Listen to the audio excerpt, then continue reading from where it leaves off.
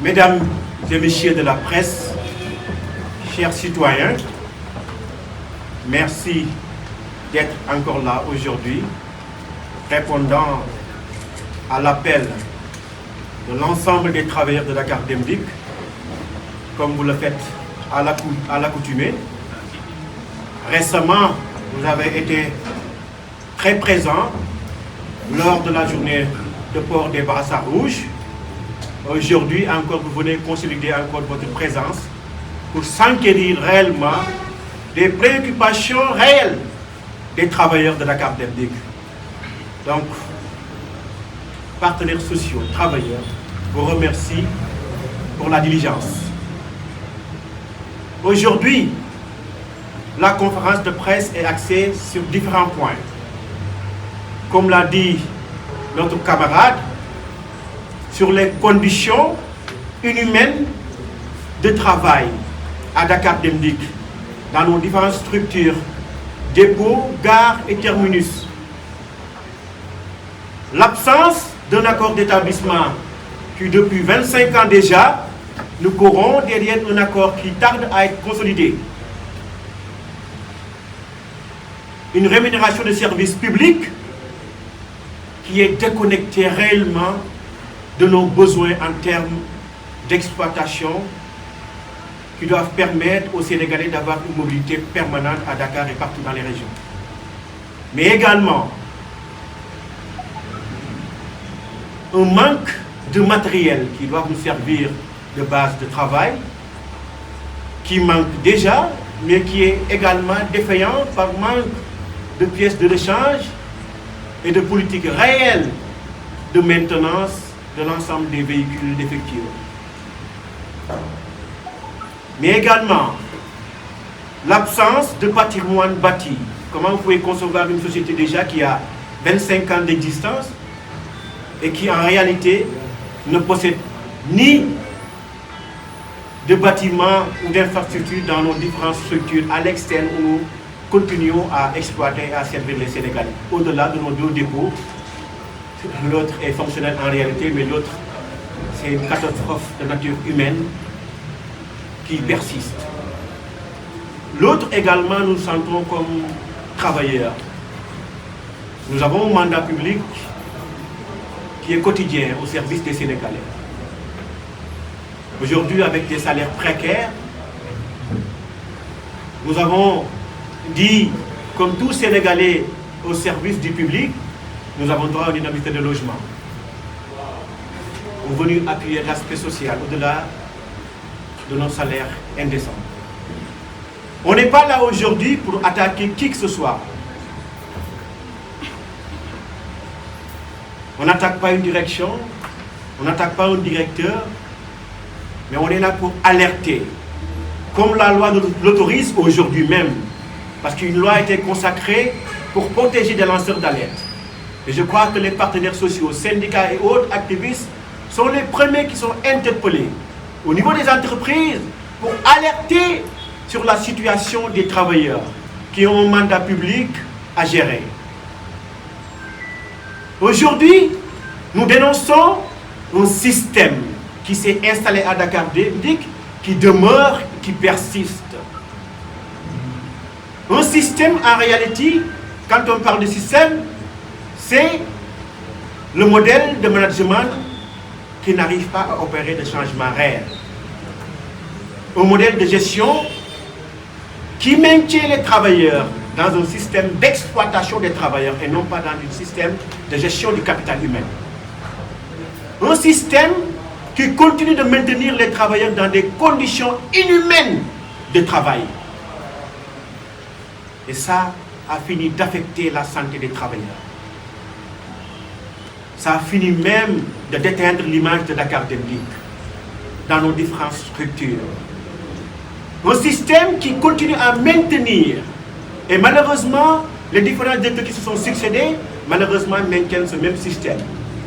Et ce système continue de produire ses effets, et des effets néfastes du moins. Et des effets qui ont des impacts réels sur les travailleurs. En plus de ça,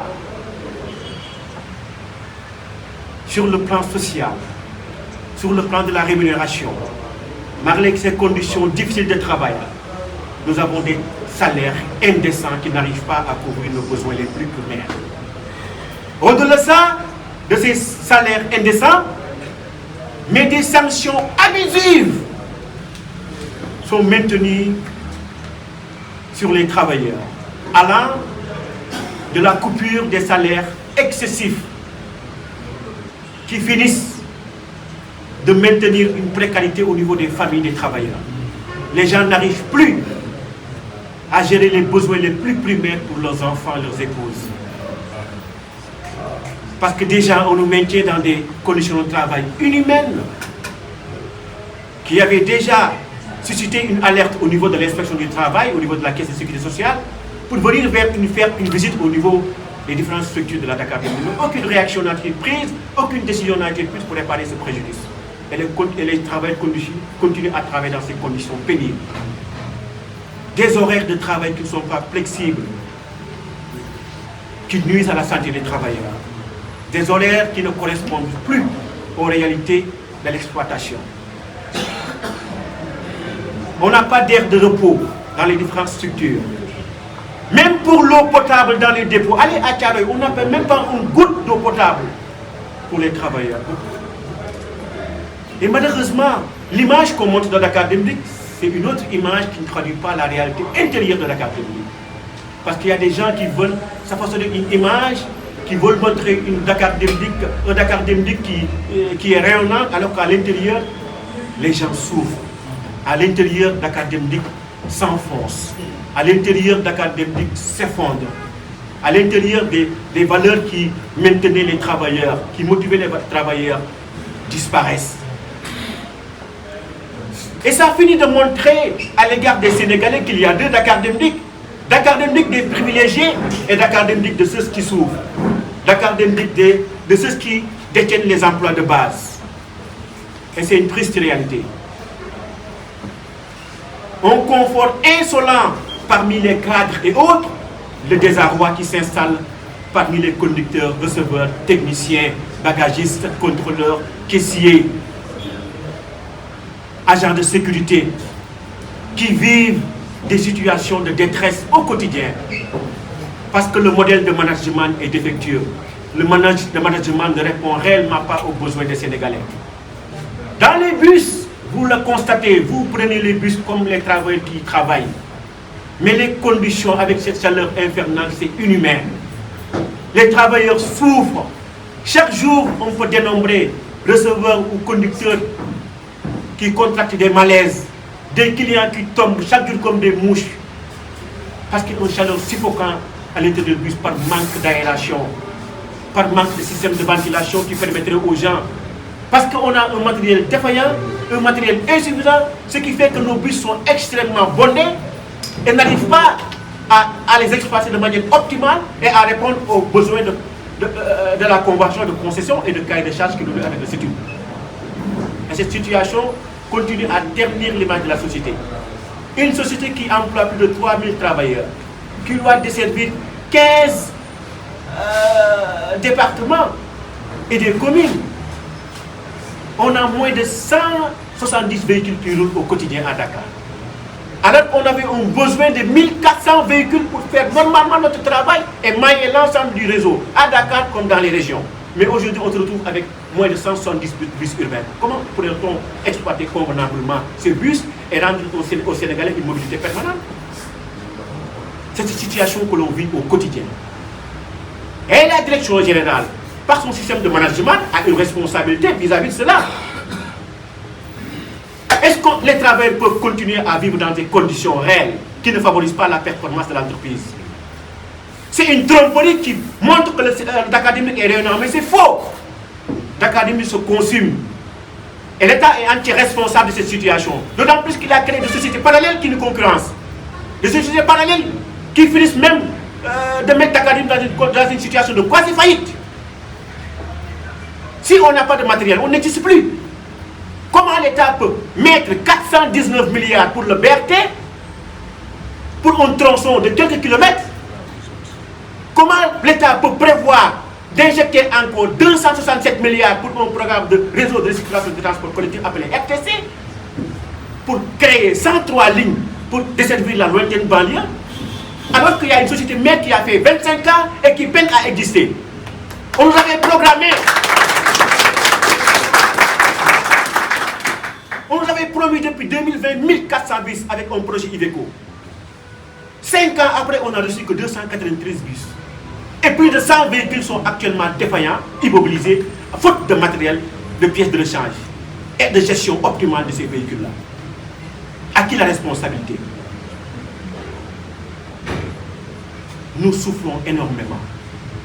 De l'autre côté, des cadres mis dans des conditions avec un luxe insolent. On nous dit qu'on a mis dans un bâtiment de 4 étages plus d'1 milliard avec des centaines de millions. Allez voir ce bâtiment. On a l'impression que c'est un bâtiment qui est vieux de 10 ans ou de 15 ans. Ils prennent 1 milliard 250 millions pour acheter des voitures qui leur appartiennent au détriment de l'ensemble des travailleurs, au détriment de la performance de l'entreprise. Alors que de l'autre côté, c'est des salaires de misère, c'est des conditions inhumaines. Dans les gares, dans les dépôts. Mais le comble, demandez l'autorisation, allez à Thiaroye pour voir dans les conditions dans lesquelles nous travaillons. Vous allez vous dire comment des êtres humains peuvent être maintenus dans ces conditions pour travailler. Et aujourd'hui, ils nous interdisent même de montrer ces images à l'opinion publique, à l'État, qui en réalité, s'ils avaient ces images, allaient se préoccuper réellement de la situation de l'entreprise et injecter les moyens nécessaires, augmenter la rémunération du service public aujourd'hui qui est insuffisant pour prendre en compte nos réalités d'exploitation, pour prendre en compte les charges liées à l'exploitation, pour prendre en compte des salaires décents, parce qu'on a besoin d'avoir des salaires décents. Oui.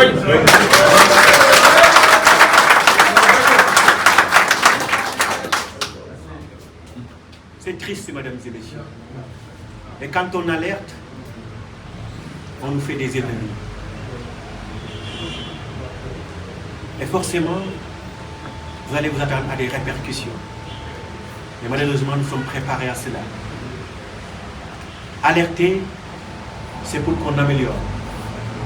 Alerter, c'est pour sauver Dakar Dem Dikk en réalité. Alerter, c'est pour un service public digne et humain et efficace. Mais là, on n'est pas efficace. Là, le traitement du personnel est inhumain. Et face à ce que je viens de décrire, il y a urgence pour l'État d'accompagner réellement Dakar Dem Dikk et d'avoir un œil regardant sur la gestion et surtout sur les marchés publics.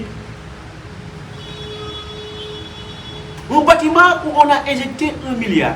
Mais en réalité, il faut que vous le regardez, vous vous dites que est-ce que ça mérite même d'injecter 500 milliards 500 millions. On nous le livre et quelques mois après, on est encore de le réfectionner. C'est le comble de tout cela. La Cour des comptes a fait la revue de la gestion de Dakar Dem Dikk pour les années 2017-2020. Mais aujourd'hui, nous demandons à l'IGE, à la Cour des comptes, de faire la revue de la gestion de 2020 à 2025 pour voir réellement les marchés, le bamboula financier, les dépenses de prestige et la situation des travailleurs en réalité. Ils sont venus ici, hein? Ils ont vu la situation des travailleurs. Ils ont vu la situation des travailleurs, les conditions dans lesquelles ils travaillent. Ils ont alerté, ils l'ont même mis dans le rapport de gestion.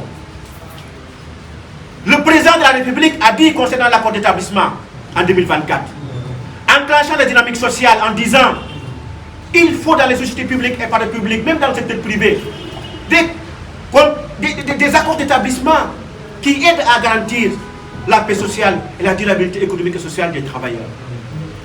Mais malheureusement, depuis 25 ans, on court derrière un accord d'établissement qui tarde à se consolider.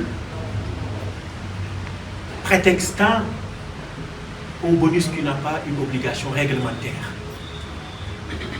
Nous avons donné nos accords depuis des mois. Et le conseil d'administration a validé l'accord depuis le 20 août. Et pourquoi on n'arrive pas à le matérialiser?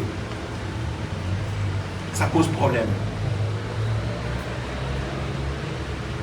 Tantôt, je vous l'ai dit, la rémunération du service public pose problème. Une compensation financière avec des tarifs de 100 francs, 150 francs, 175 francs depuis Sotrac qui n'arrivent pas à évoluer parce qu'on nous demande de travailler avec des tarifs sociaux, mais quand même, malheureusement, la compensation financière qui doit aider à équilibrer les comptes d'exploitation n'est pas à la hauteur de nos engagements au quotidien, de l'engagement des travailleurs qui se battent nuit et jour.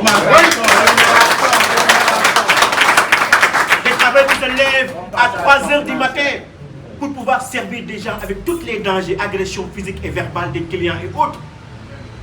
Malheureusement, la rémunération publique ne suit pas pour leur permettre de vivre dans des meilleures conditions de travail, mais pour leur permettre d'avoir surtout des salaires décents.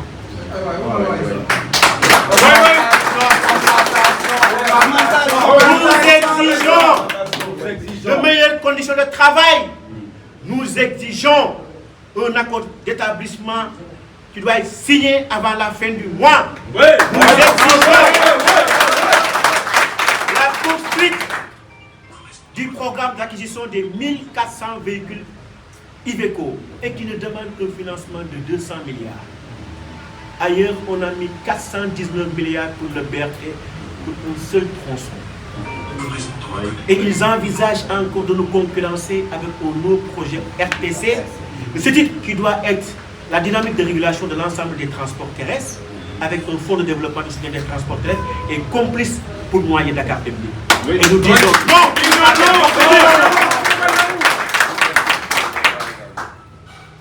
Et malheureusement,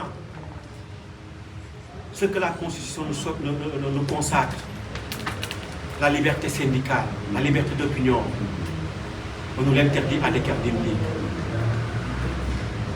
Parmi les plans d'action, vous avez vu récemment qu'on a fait le port des brassards rouges. Mais une fois qu'on a eu des besoins pour aller à la direction générale, on nous interdit d'entrer sous prétexte qu'on a porté des brassards rouges. Et vous trouvez que c'est normal ça? Non, nous disons non. Et nous alertons l'opinion publique. Nous alertons le ministre de tutelle pour que ces forfaitures ne se produisent plus. Et qu'ils aient un œil regardant sur Dakar Dem Dikk. C'est vrai que l'État a injecté beaucoup de milliards. Et il supporte encore une masse salariale aussi lourde. Mais malgré ça, et malheureusement, ils n'ont pas un œil regardant pour ce qui se fait en réalité à Dakar Dem Dikk. Et aujourd'hui, le cri d'alerte des travailleurs est de nous aider à avoir du matériel, de nous aider à transformer Dakar Dem Dikk en profondeur d'abord, en réalité, à changer les conditions de travail.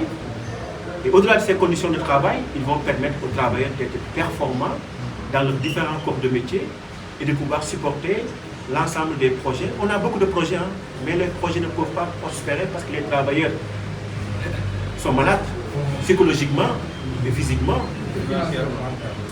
Et malheureusement, les projets aujourd'hui nous font peur parce que nous n'avons pas toutes les garanties.